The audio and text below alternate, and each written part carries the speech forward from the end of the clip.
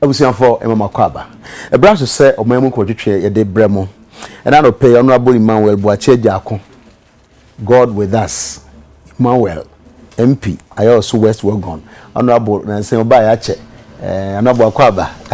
Kapumbo ko de me adom ne Bible actually two things there be abeba me kai say in front of Boache sir you know opinion in front of Boache you fetch me sometimes I'm misled by my producer not in front of Chemate eja ako but Emmanuel no question about that nyamene ba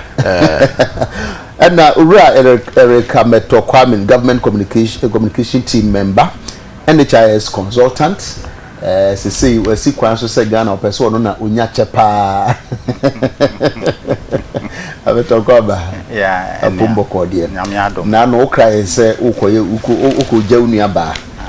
yenu nyina bo mu esuye yentimi amade ya facha yen say ye boko de boko na medam nyina nso so ase mo amanso amoba wo sunsun won bompa ye mayen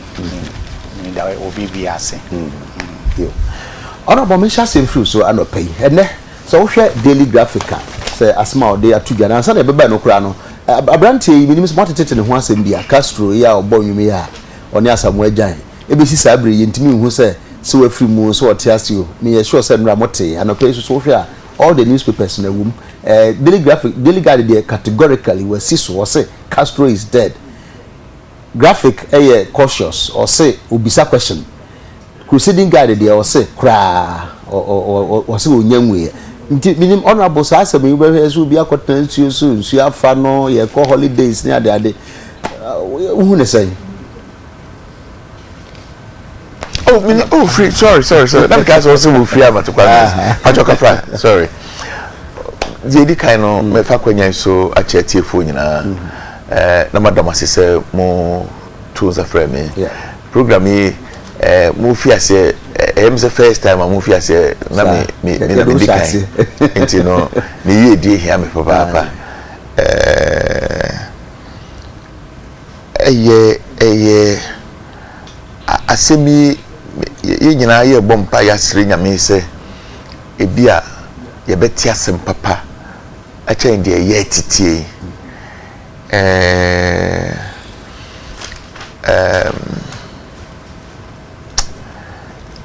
yakakra say me no de ha me pa wo me say de di kan or ye a young talented man young man 1982 how many years 32 years 32 years me feel say nka owo de broni be friend no promise and I say ni da so wo manopa na sabio obra e wo say oji wa home kakra enti no me de say okọ ba bi say okọ na home no it is all right but de ha me kakra pa wo we mu nyina ne say eye dan na okọ trensuo so na unim nsu dware kura ayem se emra na o ma hyehyɛ ne se e wo se nka wo hyɛ life jacket anope na me tie comment bi wo another platform media platform so na baby okɔ han afidie no owura no ka se ono no baaye nti o baaye no o mo ma no life jacket ena okɔ fa obi fufuro kan ho a ye say de ye tete ne say oni kro no na no she life jacket no no to nsuo num no e no no ye say okoyi no okay na enye say me blame obi wa ha but de di kan no me kan say yensire nyame say onyame hu e mobo na say bia nsuo no na afa na kwa koduru ba bia wa kopi ba bi aha but maka eno awie no de meka ka ho ni say omamu ha kamia ye say ade a ye frɛ no safety consciousness no ahweye in the FM tabi esa nwatro krani beka sa le no ye gen enti no ye bibia e wo se ye dwen kokan kakra dwen hu se bibi betimi asi na se bibi betimi asi a e wo se ye ahoboabo se in the event se bibi betimi asi no we sanka me wa wireshe mo pa sanka omuji se your friends in life jacket no mienu na awura no to nsuo no kura life jacket the essence is that it will keep you afloat. What you say? I'm say at least to your neck. Yes. Nsuo no mfa aba peja o kakra nanka anko base ne esi ko baaye den pa na wako nsuo a etina kogu pumu na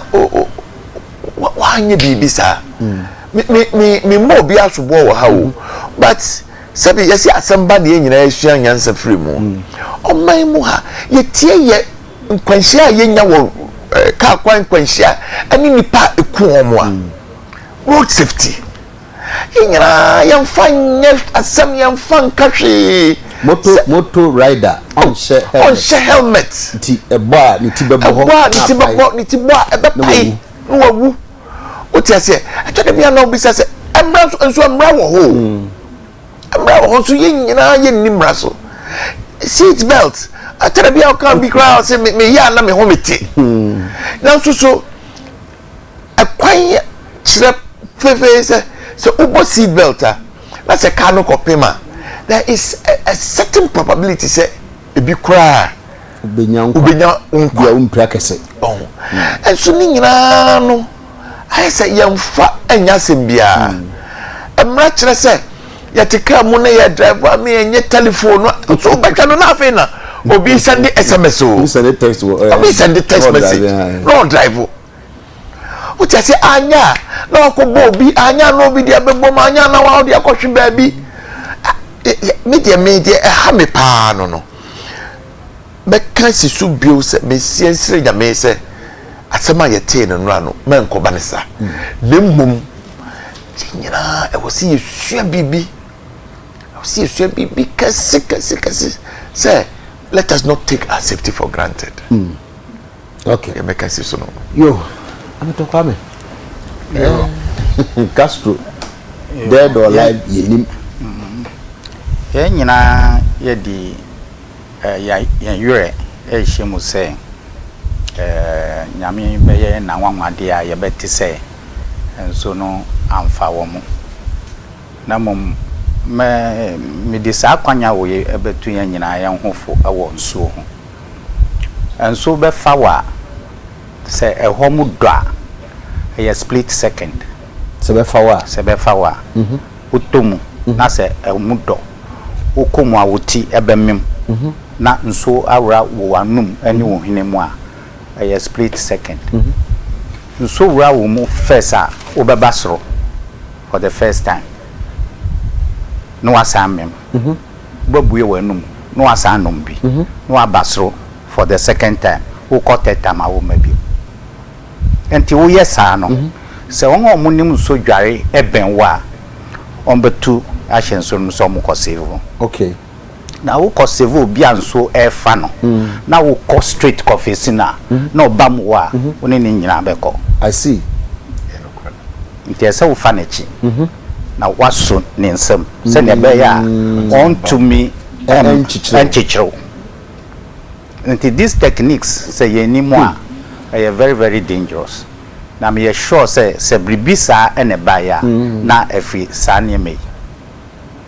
That be say unim dware se sempo a unim dware sadi pa ko no chichire wo wie na and say untimi nya hwe biom because wo di wonsa ene wo nan nti so ni pa kono so mu se a na so waso mu wo ha ne ha wonya kwan enyo so wonsa ne wo nan biom. A very very dangerous situation because at that moment no na adwen nyina nya dwuma biom ope bribia ebeje no nkwa ti na brofo ka say a drowning man will crouch at the straw. We build be obesum with the hope to say ebeje no nkwa. Na ye mu bebra yen free nsuo ho no ya na ye di nsuo di agro na ure ya ye kana asem de ye so nyini water krade yeah enti se epo ho no ye beje atum se woni mo dware kakra na nia oka ne ho no e bia no no eni mo dware nti ese esania menyina ye hye ne nso na afi nso so nso any driving ya akoyepe se wo di bribi kawa no kakra na wo konso mu a very very dangerous because yes, if you drink don't drive if you drive don't drink yes sanso na tie se wo kodware nso a me enum me mfa bribi ankawa no because sania mai lower your judgment enti obi hunu na akofania ensese ediba ediaba but let's hope say anope bia debeti asempebi well ebusuafo enyina sabre yenya ma ye die enya nse ye ne die we can ebetimi abompa ye na ya hopi se ente se de yesu se ebeye no yesu so edika aka kire mo se yasoma ye se twefo so monko ada ho na de besi bia no mo mfa mre wo mo enti obobeba mo nya ma ye no de ye koso edi nkomo no honorable Nasa Institute of Economic Affairs ai ede asembia tudwa se omodo omu yemu a enkase de oman yesi asechire ni na ye to aba wi a na asa aban ba ko na ya to aba ma no ono na obaji bibia tanani ase ono na oyi nipa ema omu bedi man so institution bia agency bia ono na pa nipa mo bedi di so na omu su se sa de no emwa oman no ma ne nkoso yinti omu so omu ne se ba de sa obi kura ho a no nimde o suahunu bi enso se nipa koroni yi de totwene o ma ye example bi se sa ban bi ba behwe ye se board nyina na yi su nipa nyina afiri ho enu time a yensan pa nipa wofro no na bi ye di be se boso miensa na adwuma kora saa agency na se board no e wo so ye no na se atwe asensan saa asem yi e na Ghana Bar Association for so do manu atum bi se be ya yen develop convention bi na kenkoye se saa winner takes all no se wo e na wadi nkunimu nti no bibia wo no wafa board no saa de na be ya yensa kire mu yo yedi kai meka se entoto aye adwene papa eye papa efi se eye me se ne fare ban pa ne se ye nyina ye pedie ye ya ebema oman atumpon na eye me se aban ba another party bi ba ban mu eni se ne obesi aye appointments de aka ho afa no ewo nyina so mienu America eye me say I stand to be correct I'm some friend of the spoil system as a BBC president no ba positions bi wo ho a ordinary crofo ne ba enti no he makes those appointments and some appointments I will see who say purely political appointments now as you did let be ma no clear say your stay in that office is coterminous with the president the odo ba ye no ono ane do beko nimre so na say okwa achiniye bia ni ho ebia de obeya ne se ebia president de obeko ebia enne but untimi nkwa se wo kwa nti obetwa ma de obaye no no abeye an appointment yes ana obia tiase o terms and conditions no it is all stated very clearly me the bar association can almost count with respect to boards any day can come on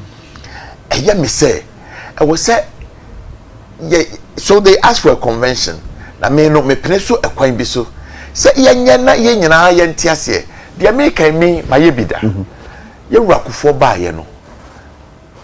I took a public service appointment a call baby but I was a political appointee. Not me regular civil servant.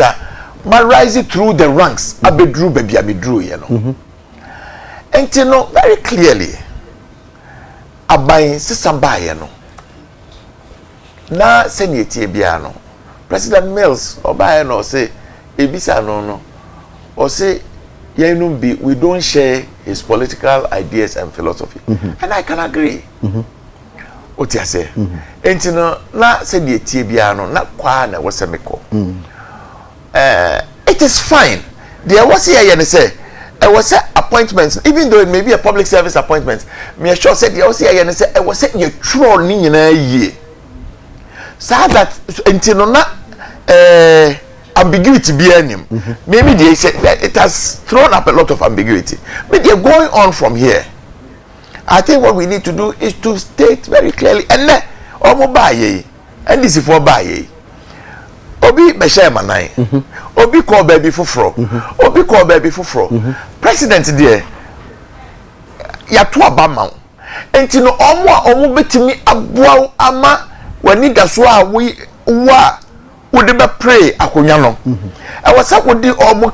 bibamu na omo beboa na wani da so no. Wode die so no abam. There's nothing wrong with it. But me say I was say you define Sanyama no very clearly. They are to me no. Me they are to be na kakra ne say appointments no yeah. Particularly at the board level. Particularly at the me I to be na ha me. So I to be a uti microphobia ya appointed almost to certain boards and institutions. Sad job for the boys no. Me nim no kure ni. We me me new otwe na me yadoa say ye party bi na wo bi me mo me size ni me nyina me two day na me ka se me but me feel say adwuma kase bi Food and Drugs Authority Ghana Ports and Harbors Authority Ghana Revenue Authority me dia madwene pa ne say I can't be a board, no. The friend be institutional representation. Oh, into no, they say the Tibiano. Also, we free about there be also we free be a bear, you may be normal bar, Institute of Chartered Accountants for we become fine. But the president now, all right, sir, obey ye incrophobia, right? They tend to appoint politicians, and I don't worry. But me, I can't be the quality of the appointments, no, so no. Yeah, na aye bisi basa kakra there am so more can say normally say institutional representation kra e tell bia ensesa na mum the president who to me so appoint you no and ensesa na the aya na eye ne say e tell bia emre no che ansa na appointments na enti no ebi abeye 1 year ni ebi abeye 18 months ni na ye yi nipa no so na board ni ho oti ase but me ne omo ya adwene se yenya conventions na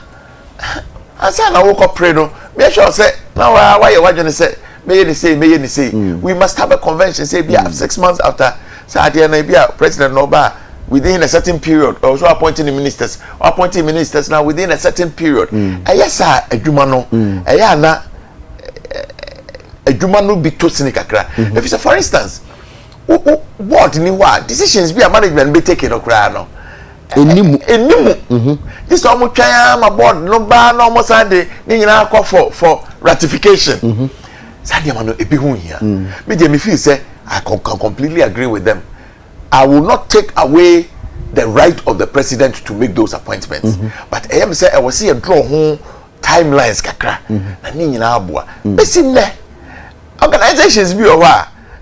He appointed chief executives kra. Organizations bebre so wa chief executives they appoint them. They are in acting capacity. Unim say what no say. So unim say I so bun so yam. Why ampai onya srowa wo so awonye afomwa na aka wakasi se eno kura no u take decision bia unya sa kukudro no because o koye e bia na obi ankoto aso pebebe yes you o ti ase enti no media me no me feel say yan hihye mre no ye na obia obeba ban mu he has a certain time if you say anya sa na ma aban adwuma kwachire dia meka adwie no say we must make a clear distinction or see we must make a clear distinction between professional civil and public servants and political appointees. You who so ya da omo ya ban adwuma ono we university no ana okosta ti adwuma wo cocoa board until now what for 23 years ono there or you public servant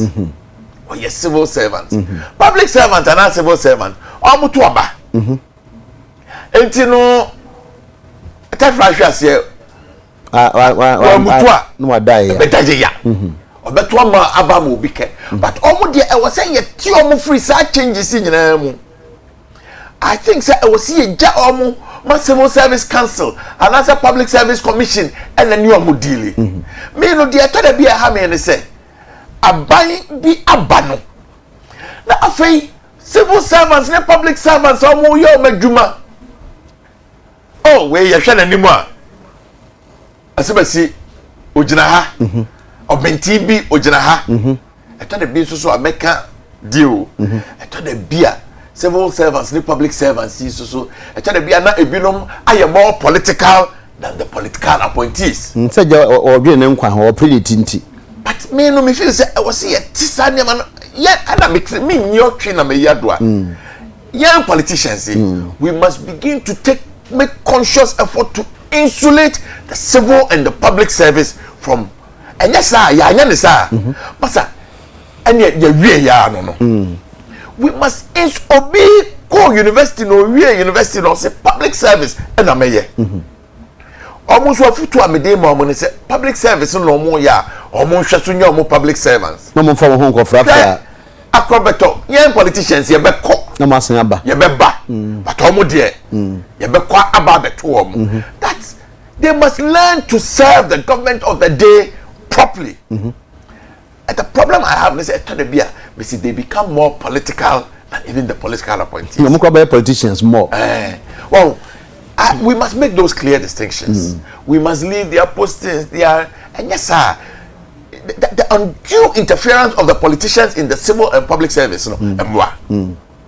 It's in the man, you know, yeah, political appointees. Abaimba who decided to be appointing chief executive to National Health Insurance Authority. It is all right. So long as the man has the competencies to run the organization. I thought be like I said, I thought the beer appointment will be Utiana while Bisa was say, I don't know, First Republic near friend of job for the boys. Because honorable Hodnan can be Bisa say, Ebia Uba, Uber 2 be say, I don't know, yeah, chief executive, National Health Insurance. Yes. Ebi our office will be a say in fee na na bibisa ebi oba yi kura obon ho modern yes ama institution etumpon yes onipa ko na fofo na won so de na eba no ebi e wo mu say owo qualification bi de na so so de wo mu no to ho a utumu say we no or qualification sign wo experience no yentimi nkonkodu point bi betumi aka say da bi we de ye beja to ho we de ye beja to ho we de beja to ho the convention no me feel say I was here decided say a big organizations no be over. We should leave it. We should leave the politicians outside of it. A beer, we can all agree say organizations no be over. A purely technical organization. Me say me Food and Drugs Board. Sometimes as a friend to see a friend of Food and Drugs Authority. I really have no issues with it. Me kaipa da me nya letter from presidency say I should proceed on leave. Sadana na Obama so aba. We appointing new commissioner of FDA. It's all right. You know the be share. I see. It's all right. What you say? But me feel say yan clear up conventions no. Wa wo kono. You must clearly understand say wo time ni. Aso. Wo conditions ni. So ebi a wo ex gratia ni. So that na watwi bia ankoba. But me feel the conventions there. Problem pa woman say sometimes it takes too long to do the appointments, particularly at me wana say na obi o ho so ye no I be anko betimi ahwe akiri until say be say appointment na particularly at the board level. Okay. And aban so no say oh yeah na so person or political appointees. I mean say I will never take that away from the president. But onye decisive clearly. All right. So appointed Abeto Kwame, chief executive of XYZ organization. Oh yeah, na papa no 18 months na uti ho as acting. Kwame no say oh yeah bibia na you say eh me na me nkoye bibia e bia na papa ya nkope no way. But if you have a confirmed appointment, it gives you a certain akukodro no ne okay. Abeto say bar association for omo ehun problem bi e wo yan governance system a omo epesom di etudwana nyina ye dwene ho omo see boards and institutions no say those boards and institutions no omo mom and run niama bebre wo yan governance system no and it say ye dwen ho na say ye nhihye bi ebeboa ama continuity aye adwuma eye na mom boss no bebre say president be appointing nipa just about 2 or 3 ne aka about 17 nyira ye institutional representation kwa ya hihye wo mra no mo so the president cannot do anything some institutions no di wo nipa ba they send it to the president there but the president does very little with those leads. He can't do much because the law says that the bar association must be represented, the pharmacy council or the pharmaceutical association must be represented, blah blah blah blah. The board chairman, any bakumienu bi, and a president no or appointee. And he say politicians are almost aboard no swa na about 2 or 3 out of 17 or 15 member board. 8, 9 or 11. Or 9 or 11. And to who say clearly no technocrats and I say people outside the political realm no and majority. And to say a continuity then we must say one now when we are political appointees no ebia yema won be 6 months because they are not in the majority. Yema won be 6 months womu debate na ho se change ba se ne be ya president no benya time or the ebesisa se ye ne sa ebetumi ama continuity na ye hwehwe no atumi aye na adwuma apart from that no senior honorable kan no no kre se ye politics enkrofo binum na omudi omo ho esi ho ebua president no ebinum ayi wo manim te se na yen aye betina radio so aye nim ba bia ye fi ebi nso so hye kire a wo mu de wo mu nyi wo manim emma bontin but wo mu so boa e won kwa bebre so enti se president bapawa all those people no e so twanani na odi hwe wo mu senia honorable Kaino in the American system no o matwa so nye 2000 na 20,000 president no what prerogative positions ni nyira ya hihye enti oba or prerogative say oba appoint nipa to those positions edoso enti wo ye adwuma ama president and for the party or ayohemu say out of those 2,000 or 20,000 political appointees no so the president must find ways of trying to satisfy people ebinsusu say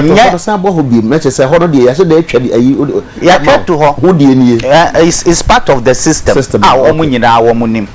wankasa wo hye ho no so unim say ma momodin na say president anya 2 terms and the okwa na eko na yen ha no ntisa enti se president abey na se contract bia na ye dia pataw ana se appointment bia na ye dia amount it's important to say a contract bia na dia amount so bi kura kwan kura wuntwa fu nkwanda sa enti hu be hia se ne aba association ke ye behwem na ya ye yen hihye se ne be ya wosusu ubo a wonim be bia ogina because say anya ne sa hu beda kwan say president no yes he president wo power pa otimiye nyama bebre enti eno susu ka ho and a to the biane e ka say corruption and am baby because so be aboa except president no so boa no o first term one your boa o ma ba ya e do second term a oboboa o moa enti obi a na we president no ta kwaji petrol no oba na na koto se ana say we candidate no ana say ye man box supply na box supply no the ship back ba watimi ateneka we no nyina ho hia se ye be hihye na yiye enti me de be ne wo mu ya adwen say yen hwe kwan a ye be fa so a ye be hihye sa na me yiye se ne be ya ya mamu no ebe tumpu o makin na ye what the law and ye what the convention convention is say ya ma na be yet say ayemra and so na ye train to humam and so ye timi gitum e ma na ye e na nia ye be hihye wo mramu say president aban fufro ba or ye ma board any institutional heads no be 6 months or even 1 year yet me ahihye ne ma se ne be ya continuity no betimi akoso ama ya san ye chi ama ye chi ne nyina ehu hia se ye be hwe ne sa but say sa nkobo we say yetimi di ama ye bopo bi ansa na 2016 adu see yetimi di 2016 die me die kamia ye say aka 2.5 years me fan say 2 years yeah eno die be ba na say ya but it doesn't mean say nkita ho aye di yenfa ni nyina nyemra before 2016 okay because political system no is very very young make say ye wiampo ye nyan sorry and ya nante so we hwe say na bi no aye no 500 years ni nia kika ho aye sha say 92 93 years ya de wo oh ya de ye no babia enti sa na me de beba from time to time I see adwin ho na ye hwe kwan a ye befa so a ye be ye ama na ye okay. Once I say 1441 obetumi a text Ediabaha say public has lost confidence in the police. Once again, Honorable Mensha same free. So now can story in the first paragraph was the Deputy Commander of the Upper West Regional Police Assistant Commissioner of Police Nana Asumahine has stated that the recent spate of mob actions on suspected criminals in the region depicted the public's lack of confidence in the police service. Say a hodian walker. Na say bi yesi abubranti bi akwa ade here kwa issue no ha say the amanfo si tugu no so bro no over the weekend yesi police ni bi akotutu e de abort taxi driver bi mamobi yenyini mra na yenku no no yeso moko sese ni ma bebre na police pani wias mo kan so say as a public no ye lose confidence ono kwa de say o mo lose confidence no e wo police ni mo sa na ti ana and satisfaction so na so so the same den so na amana etimi abasa asesa na tia yo medasi biom je owura no kaaye no eyam se efa bi eye no kre efa bi nso so mene ne nyadwene bebre sa se o yes a categorical statement no se ebasa se de all kan eye no kre trodo a ye betimi establish sa na tie pa dia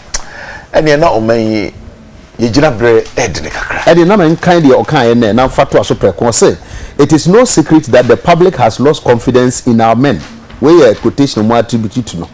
the trust and confidence which are needed most from the general public are lost because of our attitude.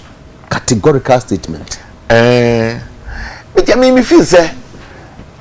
na people are beginning to lose confidence in institutions. And the police even politicians. Even politicians. I tell you, somehow better about politicians, about government, about otherwise so. Say yes, President, I hear reshuffle. Now, Kofu TS Krum say Omon Preso. Once I'm for now, man. Ebiana ebe say police ni akoye bibi na omo the entire police wo ho no e bi say police the entire police wo ho police wo ho say obehwe yen so obebo yen hu ban na oni ekwa na dwuma the entire ye tua de ka ya gigi ye to de ato car mo ato petrol atwa mo kan se obo bebo ye ho ban no ban mo adwuma mu no okoya o se mempene dentia aban wo ho ye to abama ban ye tua sika president your friend no guest of state what you say na wadwene ho aye bibia amanfo se yempene so wa anye we aye nye we DC or appointed DC for se yempe DC or appointed we with Faba Mount. What you say I hear me say gradually there is it is not just a nura in the sea sa ya chewi ye bu no no me ya kwada kra no na ebi wo ho they say mob action and you know it is just a reflection of a certain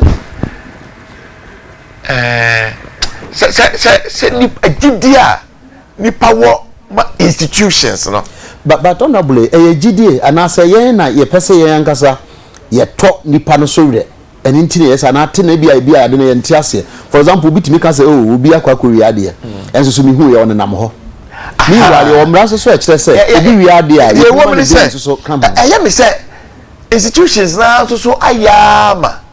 ade bia ye nyina ye hu say asemasi na say obintin ko ye bibi pa wo senka atwetwe bi ba mu no afi obeya no ekoya da ankosi hwe ono nanam ho ono nanam ho no ebalisa next time no say BBC sa amanfo adwene ne say ye ne yenko kanchire police na enkosi hwe but there's a danger so oh so I say you are not innocent obi huge or nam ne be take me see huge danger you know media me no I keep repeating say yewura Obama 2009 obaye no otu aman nyina fo say oman bia what Africa needs are not strong men but strong institutions. But say obi so say obi ebua Obama say it takes strong men to build strong institutions. It is not directly so. it takes I think that it is not just about strong men to build strong institutions. Because honorable say only strong man how they na be see ho say emra no nie ye de ye adwuma police no ye adwuma so when you say strong man no be so you don't need to be a dictator, you don't need to be you must just be, you don't really need to be a strong man as it were. But emra no you must just ensure say emra no say that ye ni so now when you this way you oh I didn't try so when you tough pa I didn't try I me say a paradox Susanna Bruni Beka no a huge paradox say you correcting me mum dear na and in the so behind papa say if we don't correct it your bar no pay asem bia na ye even about safety consciousness e dey na obi tira ka mu a onim say insurance nim onim say on call roadworthy driver no kra no e bia na prescribed training na o se de no famu no e fa no famu na wako mi wo fa bi na kan o se kom ne se be na pa na makoti sika 300 million a she obi sem se fako are risky but eso so emra wo pa kire se ansa na obi be ye driver no e so fa kwan we for so kom but yeah no onye da no oye mate keke bi no na obi akota driver's license ama no na nipa 56 go bus mo no do mo say okwa flow ana okwa takrade ekrom ha emra wa ha say wo tie e wo say thread no e ka say police for dwuma no no e wo say to be check here aso no me nka entia police for amu hwe no omo so amu check no omu hu a niam so amu check na enya no omu check de omu be ya na be wi ase ya ji bibi afiri ho eseko ensusu ye hu se tai ya eheka yasi ehia to canvas niam no kwa finfin na po ade be che no aye antiasem papa ka timi sai na ekwan fifi agina na obi di akobom na kromhofo bu afu na no mu di jatum o ma hye because before you said nanka was yi free one yan fi I me say gradually there is gradual loss of faith in institutions. Abasa Obama can say o kan 2009 o ye nyina so o kan ye bo say ye ni age ho ana ye ni anye ho oh ye ni je ho da bia kwa ye ta kan pa ye ni je ho pa na you see I can give you a good example. Okay. Na see a petrol shot through ye. Na see a petrol shot through ye. Na make general station be Wesley gone. I don't know. Me dey na feel say asa. Because na o ma ton ma afi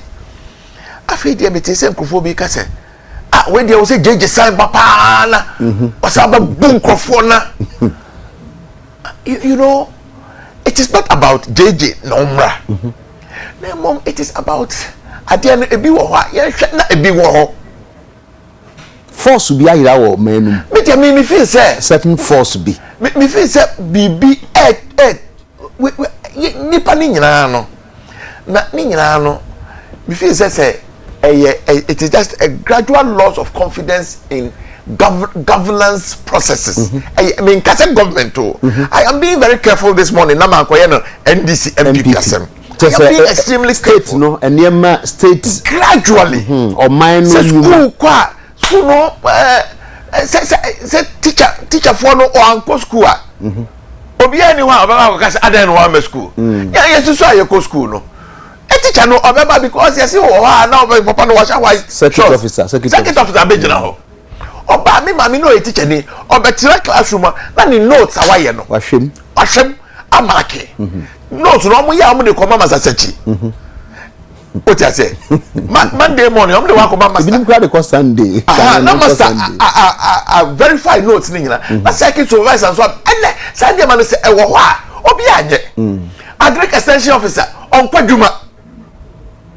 ope passport. It is easier to pay money to somebody no quiet connection ni kululu ma and almost when you 5,000 booklets no even when the booklets were not short for very many people no they think it is easier to go through like you can go road boys see you can go airport or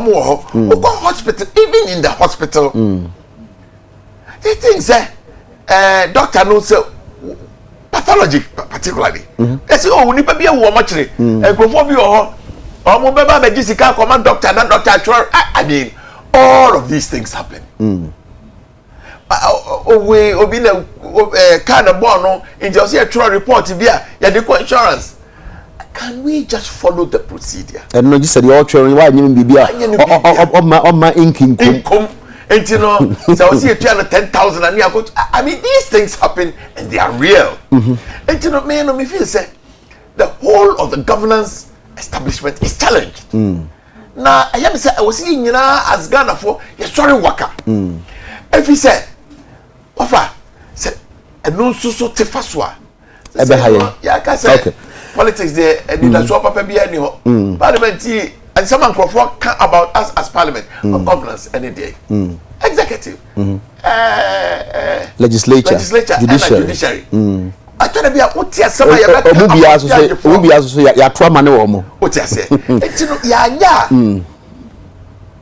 Then we are on the verge of creating a huge problem for ourselves. Remember when we have them, but Shebebosa next time be a baby has even no. Quite a bit fast was added the bayano. You bet me the home come because we be say I will say strengthening institutions. Quite many be fast because we run Makai and your budget so 2009, you're 2014. Until then I was say yeah, that's what I say and ya better na cancer as musi. Until next time you back, you see cancer. Such challenge because me trauma only as so. Amato. I'm not supposed to be extending the new police in Kwa. Because the police is just the police are just one of the institutions and behavior is reflective of our behavior. Yes, so musuban no ye suban no ene ye de awo ye de awo positive anase nea omo niye no it's not any different every other institutions eno nti na ma nyama bi ti sese eba na papa no ACP asuma hene no wa ma reasons are entia yen public no ye lose confidence our police no na mebo na baso se watumi ehunu sane me ya oye police ni na watumi aka no publicly or see the public generally see as brutal during arrest detention and interrogation na say utianye ye na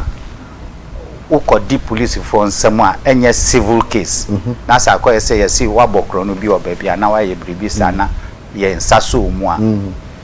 so wabusuafo be hu wanim adichen e wo police cell edin e bi kra fam ewu e wo saniame or see we display an attitude of rudeness, arrogance, hostility and bossiness or we use abusive or bad language when dealing with the public. Police for behavior ebi eno no acho no na mo yem se bebre wo ho a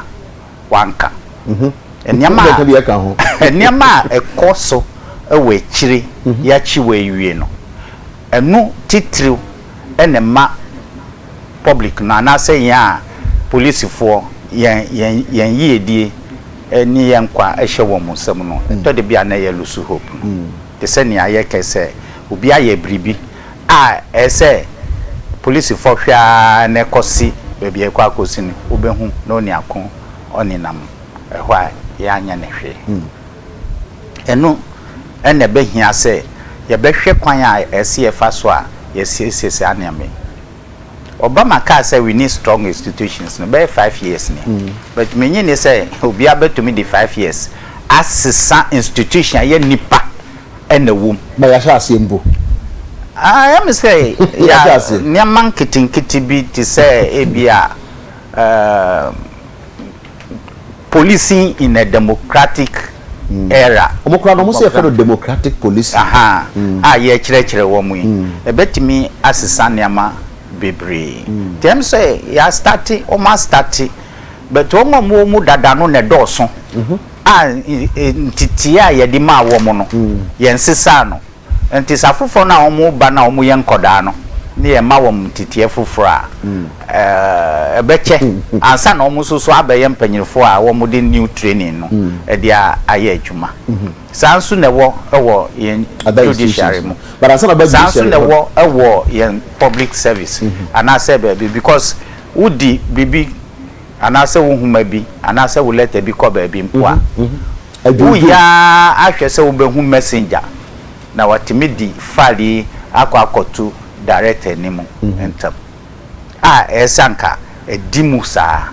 wososo utimi nyabotre kakra ese ebe teki be na otwi wonsoso penene enti wo fa kwan bi so nti ade no enye institutions no kwa yankasa ye wo mem no mu a ye omman ma no soso no ye behavior ne bi eka ho ene mane amase enko senia esese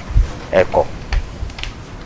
yeah can we say men kasa so say enfam say yi o ka police asabi me am personal experience bi say you see a driver me ye mfa call bona no kwa bi o ka head to da yi na yitimi fam na ya ba ku bi afam na me de driver na bibi na yo me kwa ho na me titi police ni na o se me ye call na me hun me ja phone ato na me say oh and that dey me nye and that dey me nye now fortunately for me no me na ba ku no jira kwa na say me ask for me I didn't see him making a call and na jeme I just had that gada no me ye den pra yes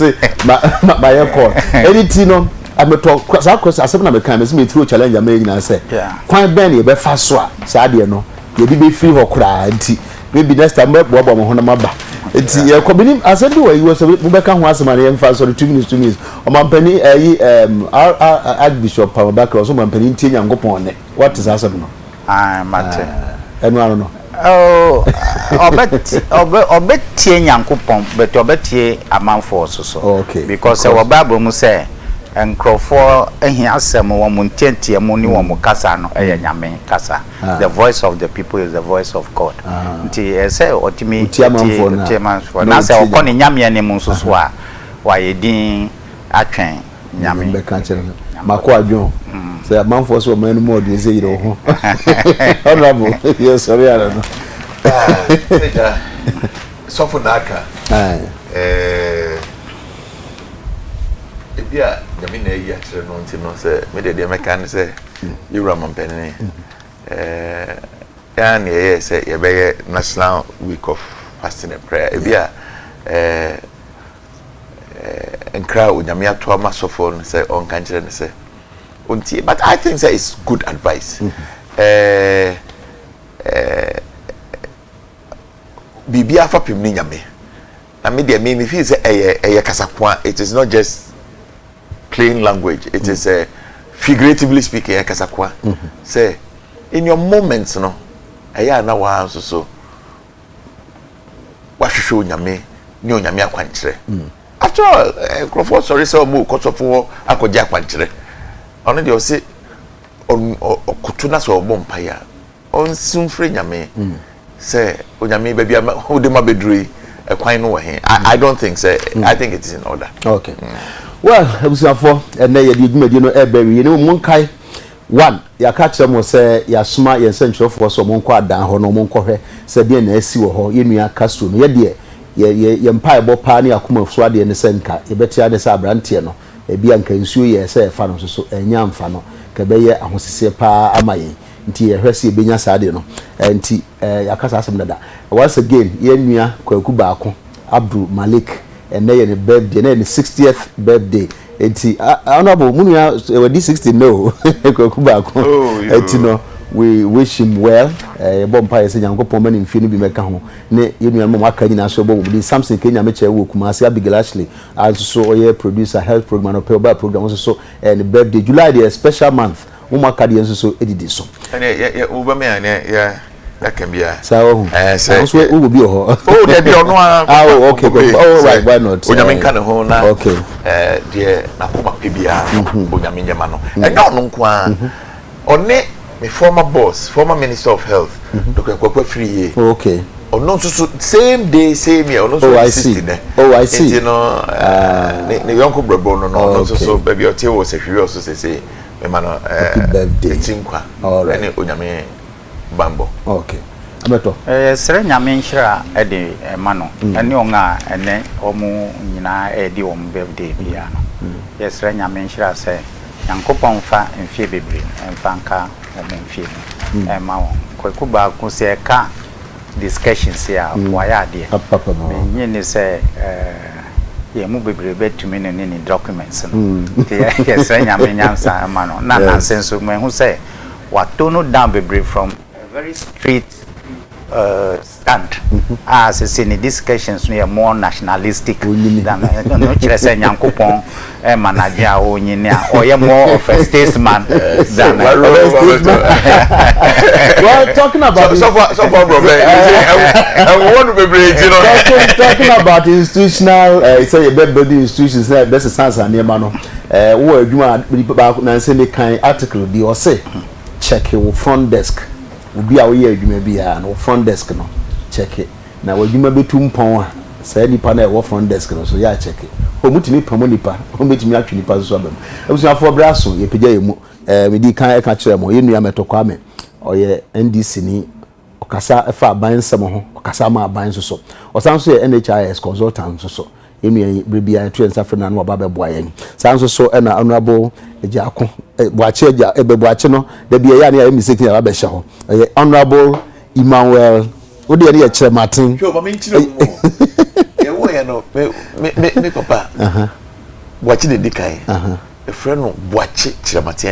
ejiako na me to so ye friend me e champon kire Martin ejiako champon kire Martin ejiako but umi anso so na de boache ejiako